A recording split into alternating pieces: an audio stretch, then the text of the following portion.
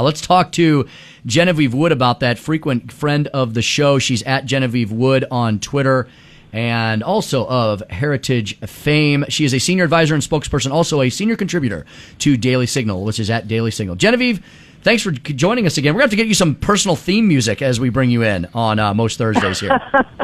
Good morning. Well, it sounds like you have a great lineup of bands, so I would trust your choice. Yeah, very good. Excellent. Thank you so much for that. So, Genevieve, this issue of law and order, this issue of safety and security, I don't think it's just a campaign slogan for the president. I think it's something he's absolutely serious about, and the Republicans are in general. Genevieve, do you think that has gotten into the consciousness of voters? I mean, it probably should. Will it affect people's choices for those who haven't voted? For the other than the 70 some odd million Americans already have voted, there will be millions more. Will that affect them as they go to the ballot box over the next 5 days? Well, I think so. I mean, look, it's terrible what's happening in Philadelphia. Nobody wants something to happen, even if it benefits your potential side politically. But in this case, I think it does benefit Donald Trump. I mean, look, this reminds everyone of what they saw over the summer. We've kind of had a lull over the last couple of months. You know, you had Kenosha, remember Minneapolis, and all the other things that were going on over the summer. Washington was aflame. And people quickly forget because the news cycle changes so quickly. Mm-hmm. And as we recall, the Democrats hated that particular news cycle. They couldn't get out of it fast enough. They didn't want to talk about police, or the ones who did talk about defunding, and the National Party realized that's not a good message for us. But now the issue, because of Philadelphia, is back, and it's back 4 or 5 days outside of Election Day, not just as people are going to the polls, but as people are at the polls even this week. So I think it does influence some votes. Obviously, those who've already voted have, missed that opportunity. But I think that's been lurking in the back of many people's minds, including that group that so many say it's tough for Donald Trump, which are the suburban women. Genevieve, on September 30th, you asked in the Daily Signal what I think is the quintessential question: which America do you choose? And you broke it down category by category on, do you want this kind of America or do you want the other type of America? I thought what you said was just absolutely amazing, and everybody should read this. Oh, thank you. Very kind. Well, I think that's a real choice. I mean, we are talking about two different kinds of countries under these two different leaders. Whether you're talking about education, whether you're talking about police and law enforcement, whether you're talking about healthcare options, it runs. If you want to, think about what kind of country do we want when it comes to what are we going to teach our children about the history of this country and what makes America great. You can't name an issue that these two folks and these two parties don't have very different philosophical answers to.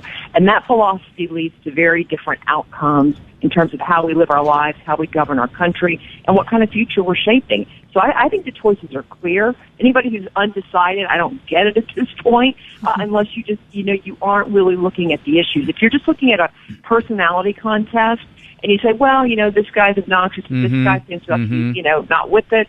Okay, maybe you got a tough decision. But if you look at the two policy options or directions that they want to take the country, they're very different, very different. And Genevieve, it's mainly because, in my mind, the Democratic Party has made that choice so stark with their shift to... Genevieve, is it my imagination or in what they've put in their platform, in the type of candidates they've recruited? Maybe not Joe Biden, right? He's a bit of a throwback. I think he's kind of been dragged kicking and screaming, or maybe completely unaware, depending on the day, as to what his party has actually become. But in Kamala Harris, with her voting record being more of a liberal voting record than crazy Bernie, as Donald Trump says.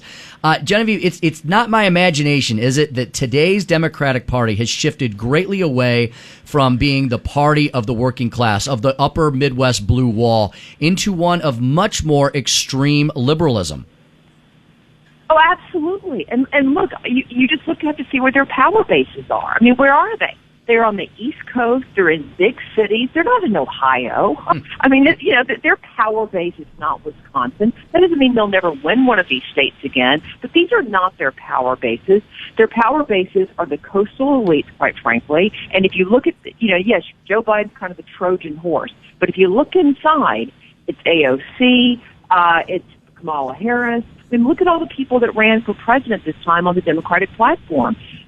With the exception of maybe one or two, and even what you would call moderate today by Democrats would have been far left of center, 15, 20 years ago for sure. Everybody on that stage was left, and that was who the base wanted. That's where the party headquarters, that's where the money's going. And I think you're right. I don't think they've been that shy about saying it, with the exception they've got a throwback candidate at the top of the ticket, but everything else is it's not brand new socialism. It's socialism, but it's repackaged and new people. Genevieve, I know they keep calling this the Biden-Harris ticket, but isn't this really, when you get down to it, the Harris-Biden ticket? Because is she really not going to end up being the driving force behind what happens if they, heaven help us, actually make it into the Oval Office? I think it's a very, very legitimate concern, because and it won't just be Harris. I mean, as we well know, personnel, as they say, is policy. And so who will be advising and in all of these different roles throughout the cabinet, the senior advisors in the White House, all of that is going to be staffed by people like Kamala Harris and AOC. And as we just said, all the folks, if you read the Democratic Party platform, that's what they believe. Those will be the folks making the day-to-day decisions at government agencies and throughout the administration. It won't be Joe Biden sitting there making most of those. So I think it's a legitimate concern and one that people should take very seriously. Are you voting for Joe Biden, or are you voting for the other 99% of what the Democratic Party says it is? Speaking to Heritage's senior advisor and spokesperson Genevieve Wood, also senior contributor over at Daily Signal, at Heritage, at Daily Signal, at Genevieve Wood. Genevieve, I couldn't help but noticing on your Twitter feed, you seem to be very joyfully tweeting about Amy Coney Barrett earlier in the week. I can't believe that was Monday. It seems like eons ago now. It does. That she took her oath Monday evening. The vote happened, and then she took her oath, and then she took later, I believe on Tuesday, she took the judicial oath at the Supreme Court itself. And Genevieve, one of your tweets on your Twitter timeline at Genevieve Wood talks about the fact that I think you're retweeting one of your colleagues. This is an opportunity with this justice, Amy Coney Barrett, coming on the Supreme Court, for the Supreme Court to move away from partisan policy making and back to the purpose of interpreting laws. Genevieve, most people have probably not noticed this, but over the last several decades, the Supreme Court has become the third branch of Congress, haven't they? They've become a very activist upper-level court, and that's dangerous for a representative democracy, isn't it? Extremely dangerous. I mean, it's the reason the third branch was put into place, was that we don't need everybody to be a politician. Sometimes you need folks to make decisions based on what the law is, not what you wish it was or wish it wasn't, but what it actually is. And that's what Amy Coney Barrett says. That's the kind of justice she's going to be. And unfortunately, that's not what the other 8 justices on that court are like, including a few who have been nominated by Republicans. For example, Justice John Roberts. I think he's tried to fix, if you will, at times, what he thought maybe Congress could have done, should have done, will do when it comes to health care. And, that's not his role. He's supposed to be basing his decisions strictly on what the Constitution, the law says. So I think she's a great choice, and I am hopeful that the other two that President Trump has appointed the past 4 years, Kavanaugh and Gorsuch, will be very, very similar in that realm. And look, the next president, let's not forget, think that this isn't going to happen, is probably going to have a couple of more opportunities to make appointments on the court. This isn't over with her nomination.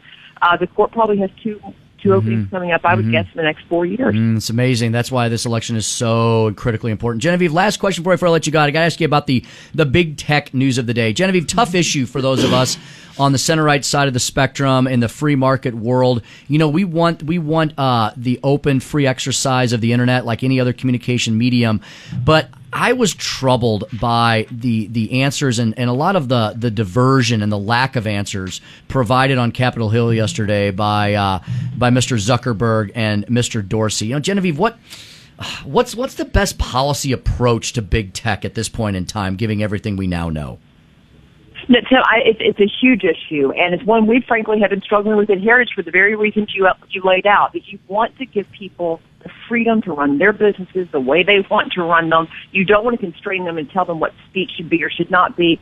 At the same time, especially when they're getting certain privileges through laws related to media and the like, and the airwaves, they're abusing that opportunity and kind of turning it on the people. So we had literally just put out a paper this week looking at this issue, and it's because it's not a black and white issue exactly. I mean, how we should approach it. So I would encourage people to go to heritage.org, see what the options are, and how we ought to thoughtfully approach reining this stuff in. Because the reality is, the big media, or the big media, social media, they are trying their very best to stamp out the conservative voices if they think it's going to make some sort of difference in elections.